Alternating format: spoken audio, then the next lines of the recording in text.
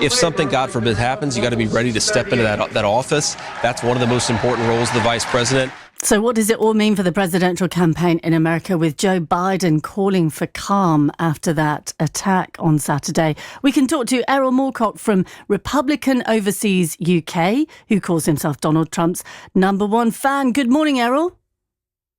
Hi, good morning. Thank you for having me. You're welcome. Were you surprised by the reaction Donald Trump got at the convention?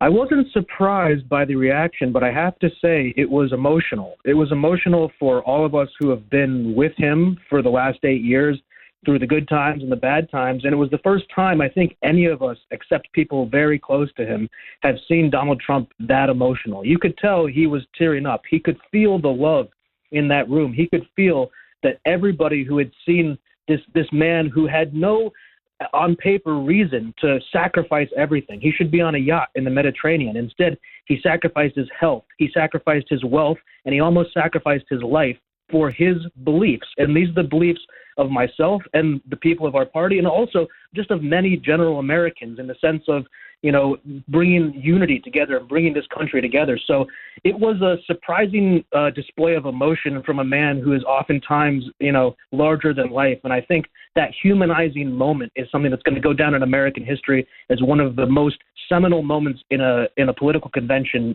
maybe ever. And it was truly amazing. Erol, what do you think the attempt on his life will do for the Trump campaign? Well, it's a good question. On at first glance, you would say that there's going to be sympathy for the man, and there certainly is general sympathy. But the idea that, he's going to now win the election in a landslide, I think is something that I think Republicans maybe wish for, but that's not the reality of it.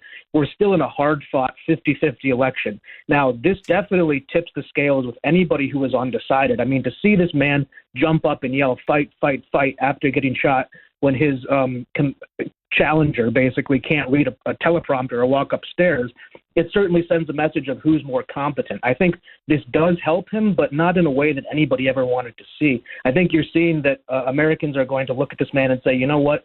He obviously was willing to sacrifice anything. And anybody who said that this was a setup or some sort of inside thing is completely, off their rocker. So I do think it helps him, but it's still not in the bag yet. Joe Biden has a lot of support from people who genuinely hate Donald Trump, who would have been happy to see his head explode in 4K on television. These people are all around social media. You can go and look yourselves. Your listeners can look themselves. I'm not saying they represent a lot of people, but there certainly are people who think that way.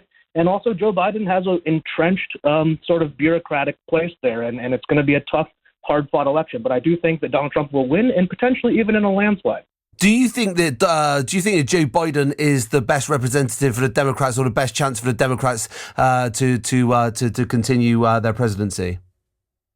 I think he represents what the Democrat Party is, which is dysfunctional. And anybody with common sense would realize that they need to run a younger candidate, somebody who has, at least more, let's go with just general political skill. But the fact of the matter, and I think this is really critical, is that Donald Trump has a business. The Biden family has nothing. Once Joe Biden is out of office, the entire grift is over. They've made all of their money trading on his name and his access. There isn't a Biden family company to go back to. So Joe Biden would rather destroy his own party for his own greed and selfishness than step aside and let a more qualified Democrat, even somebody like, Gavin Newsom from California, where I spent half my time. I don't like the guy, but he certainly is a much more competent and cognizant person than Joe Biden. Joe Biden is going to go down potentially as the person who destroyed the Democrat Party, and I say good riddance. What is it about Donald Trump that you find so compelling? Well, I'm an immigrant to the United States of America from Turkey, and as an immigrant, it was something that really spoke to me. Was he talked about how patriotism, if you have patriotism in your heart, you have no room for prejudice. He brought people together from all around. And I was a college student in Berkeley when he ran it the first time, and I saw this vitriol and hate from left-wing students around me who were criticizing his skin color and his hair and all the things that we had kind of thought as young college liberals that you don't do. And it just sort of went from me being, hey, I kind of think this guy should be heard out, to saying, well, wait a second, this man is speaking to me. He's speaking to my family, the people I grew up with.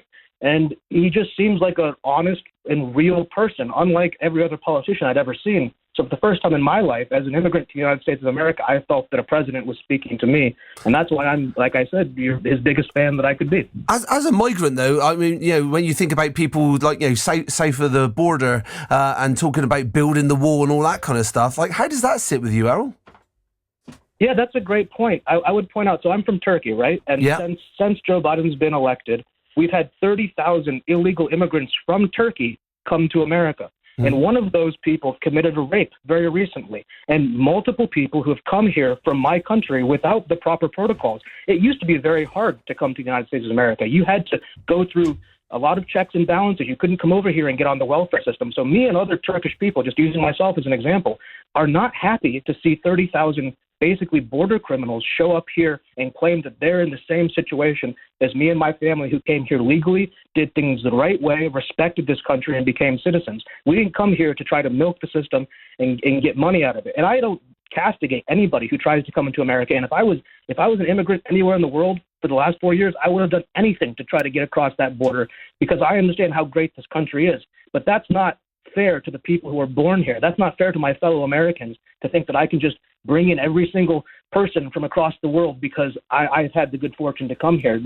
It's a country. You cannot have a welfare state that functions for our people when you have 7-10 million people come across the border. Who does illegal immigration hurt the most? The poorest of us, the working class, the people who need those jobs. It suppresses wages. It used to be the left. Bernie Sanders, his entire career was built on keeping that border shut so American labor would have a chance. And that's why you saw the Teamsters come to Donald Trump's convention. That's why you're seeing immigrants and people from unconventional backgrounds, African Americans, Hispanic people who are all supporting Donald Trump because we don't turn around and say, we came here legally, so now a bunch of illegal people from my hometown should also be able to come here. That's not fair to my fellow citizens. Erol, I would love to talk to you more about this. I'm afraid I've got to go to the news, but it's been an absolute illuminating conversation. Thank you so much for taking the time to come on today, and I hope that we get to talk a little bit more in the run-up to the election. Thank you very much. That is Erol Morkoc there from Republicans Overseas UK, who calls himself Donald Trump's #1 fan. It is 29 minutes to 9, so let's get some news.